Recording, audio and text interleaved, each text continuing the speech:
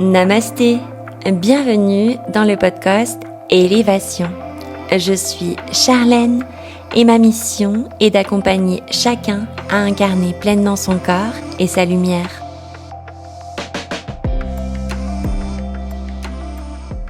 Bienvenue dans ce tout nouveau podcast ayant pour thématique qu'est-ce que la numérologie ? Alors, avant d'aller plus loin sur ce merveilleux sujet, on va prendre un petit peu de hauteur. Avant de s'incarner, notre âme, elle choisit ses vibrations.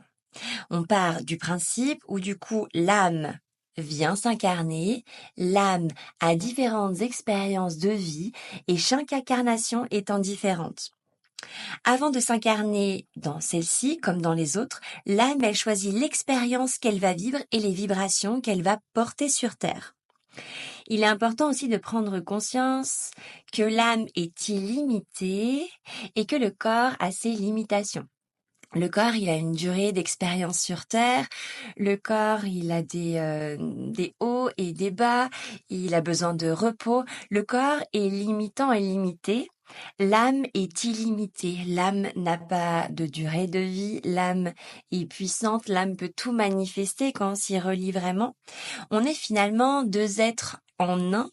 L'idée étant bien sûr de chercher cette unité constante et c'est un petit peu ce qu'on travaille à travers le yoga et à travers bien d'autres approches que j'amène.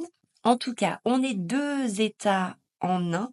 On est l'âme, on est l'humain avec son expérience transgénérationnelle, avec son expérience sociétale, conditionnement, ego, etc. On est ces deux forces. L'âme, quand elle descend, elle sait ce qu'elle vient expérimenter. L'idée étant de la faire grandir et de l'accompagner à monter en vibration à travers cette expérience. L'incarnation permet cette transformation et permet le mouvement. Voilà pour cette petite parenthèse, pour prendre de la hauteur et pour mieux comprendre ensuite la numérologie. Donc, les nombres, ils gouvernent tout le monde terrestre. Les chiffres, ils sont partout et c'est un outil exceptionnel. C'est aujourd'hui impossible de connaître son réelle origine. On le retrouve dans bien des civilisations. La numérologie, c'est vraiment un art ancestral. Il y a Pythagore, dont on connaît la très célèbre citation où il dit « Les nombres gouvernent le monde ». Pythagore, il a marqué son ère et il est devenu quelque part aujourd'hui la figure, en tout cas le point de départ de la numérologie.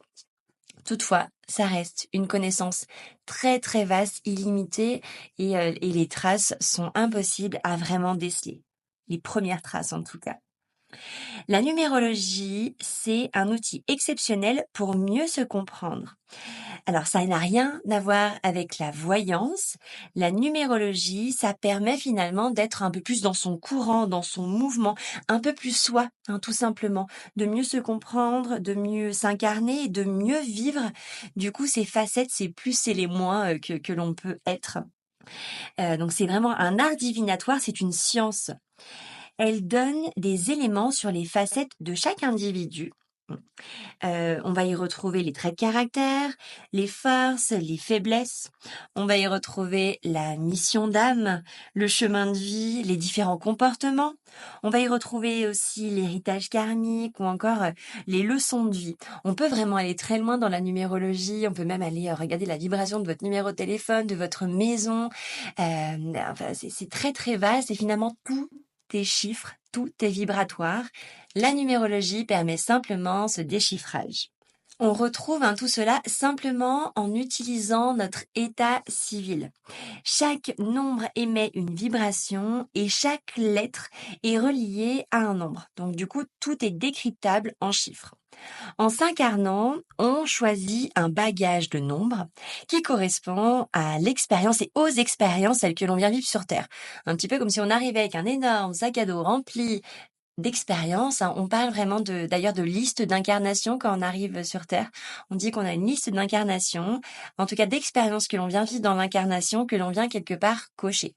Et des fois, il y a des âmes qui en ont beaucoup, beaucoup, et puis d'autres un peu moins, qui prennent des vies que l'on peut appeler des vies de repos.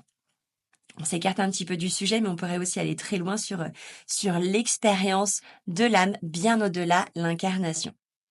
En tout cas, on vient s'incarner avec un nombre de bagages, d'expériences, de vibrations que l'on vient expérimenter. Il est important de se rappeler que nous sommes sur Terre pour apprendre et élever notre conscience.